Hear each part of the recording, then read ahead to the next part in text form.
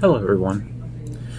Today I'm going to explain what User and Entity Behavior Analytics, or UEBA, is and why it is an important cybersecurity tool. The first question is, what is primary purpose of UEBA? The main purpose of UEBA is to detect suspicious activity by monitoring the normal behavior of both users and entities such as computers, servers, applications, and other devices connected to a network. UEBA uses artificial intelligence and machine learning to build a baseline of what normal activity looks like. When it detects behavior that is different from the normal baseline, it generates an alert so the security team can investigate whether the activity is a real threat or simply unusual behavior.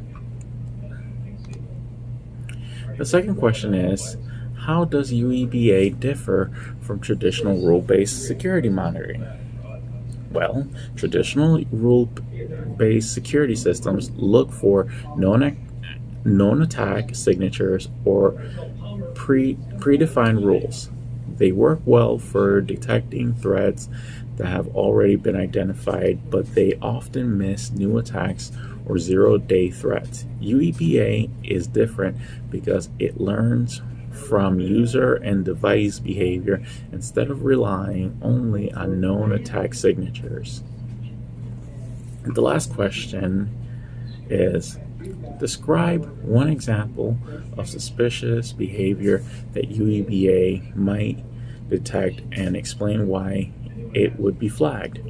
Well, one example would be an employee who normally works during the day from the university.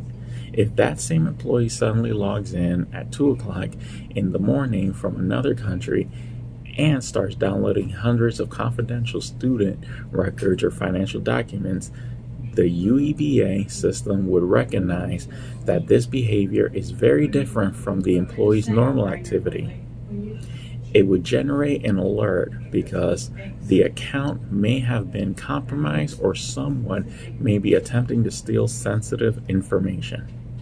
In conclusion, I believe UEBA is an important cybersecurity tool because it helps organizations detect threats that traditional rule-based systems may miss. At the same time, AI is not perfect. Security analysts still need to investigate alerts, reduce false positives, and use their judgment before taking action.